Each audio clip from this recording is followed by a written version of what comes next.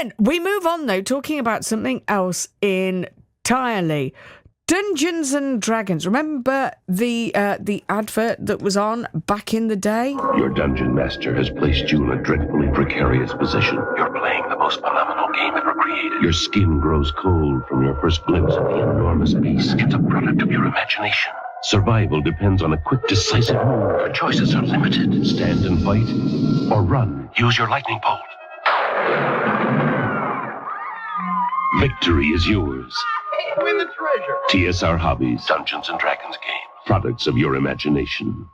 Literally no memory of that whatsoever. There were some people I knew at university who enjoyed a bit of Dungeons and Dragons and role play. As far as I remember, all they did was wander around equipped with dice and a 4-pack of woodpecker cider. But still, things move on, and still Dungeons and Dragons is played. Had a bit of a resurgence. It's become quite trendy again, just like the mullet after it was featured in the hit show Stranger Things. Now, a group from Coventry and Warwickshire came together to create an online podcast version of the game during lockdown, and they've seen some enormous success. Roll Britannia is the name of the podcast. Hats off again for that. Chapeau. What a brilliant name. And they have been invited to speak this weekend at the UK Games Expo in Birmingham, joined this morning by two members of the team, James Gregory and Paul Horton, who are the co-creators and hosts live at the NEC. The excitement. Well, this is something, isn't it? Good morning to you, by the way, James and Paul. Thank you so much for being with us. To go from, I don't know where you play your game. Good morning. Good morning. Good morning. In your living room, to go from your living room to the NEC? Yeah, well, it's a bit. We sort of set it up really during lockdown over sort of online. So it was all very much. I think one person was playing at the bottom of their stairs. I think I was playing in a spare bedroom. So it was all in the living room or the kitchen. Yeah, it was a whirlwind really to come all the way there. I mean, we're doing 3 shows at the NEC this weekend. It's incredible, really. So explain to us, first of all, James, good morning to you. Explain to the uninitiated what precisely Dungeons and Dragons is.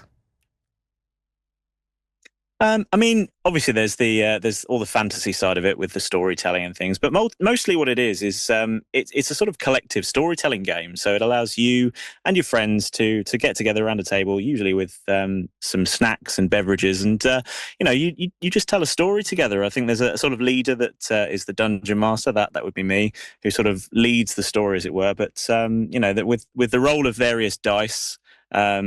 You get involved in sort of all sorts of action. I mean, there's ways of playing it with minifigures and scenery and stuff, but because we set it up as a podcast, we do away with a lot of that, and we do it all with what they call theatre of the mind. Oh, I know all about that, my love. I'm nailed on with theatre of the mind. This sounds like a dream. And also being the dungeon master, then I don't know if I have to doff my cloak to you, but this means it's all coming from inside you. Is there a prescribed pathway? Do you have a book, or actually do you sort of make it up as you go along? Yeah, so it's entirely possible that to play from books. There are plenty of books available that people can pick up and play straight away. It tells you exactly where you need to go and do, and all sorts of options and things. But no, I mean, our story is very much a creation of my brain, as it were. I sort of came up with the story, and what's nice is that while I can sort of write the side of the story that we play, all of it is changed by what. Yeah, it never really goes to plan, does it? Very much so. Then the boys change everything, and we destroy absolutely everything that you planned. Really? Yes, yeah, usually. Okay, well, that's again, the beauty of it. Really, is the creative sort of way of. Yeah, this is building a sandcastle and then knocking it down. Paul, presumably, though, you don't go out with the aim of destroying Paul James's creations. Actually, this is just how it burbles along. Not at all, no. And we've missed loads and loads of things that he's been screaming at us from behind the DM screen over the years, which I'm sure are going to come right round to sort of trick us at some point in the future. Yeah, it's a trope of D&D that the Dungeon Master comes up with intricate stories and things for very, really fun things for the players to do. They ignore all of it and fixate on one character that's more of a throwaway comment of anything, and they fixate on that. That becomes their whole fixation for the rest of the game. Yeah, definitely happens a lot.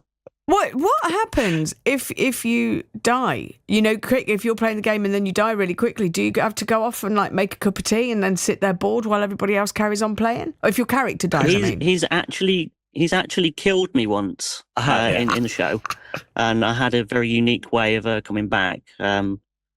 So yeah, I mean, it was a good one. The beauty of it really is that obviously, you know, what people think, you may think that the players and the dungeon master are sort of at odds, really trying to fight each other, but actually it's as I say, it's more of a collective storytelling thing, and it's not really in the DM's interest if all the players are offed in the first session. So it's obviously there are risks involved in it for the characters, but normally what would happen is that the player would would come up with a new character and work with the dungeon master to creatively integrate that new character into the story. But it's not a common occurrence in our game. Good. Well, that's a relief. It's nice to know that you're happy doing this. And people spend their time they're listening. Do they engage? Do they play too? Or are they just literally listening to your game?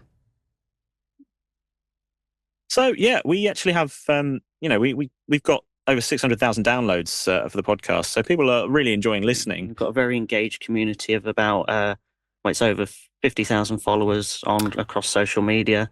And we've had plays in over 120 countries. I mean, we've been sort of out there, really. And what's nice is that we've got a community of online fans who actively want to get involved and they give us suggestions and things like that. But the podcast itself is very much just a listen along. It's almost like, it's almost like an audiobook, if you will. Yeah, but, we don't know the outcome of the book any more than they do, really.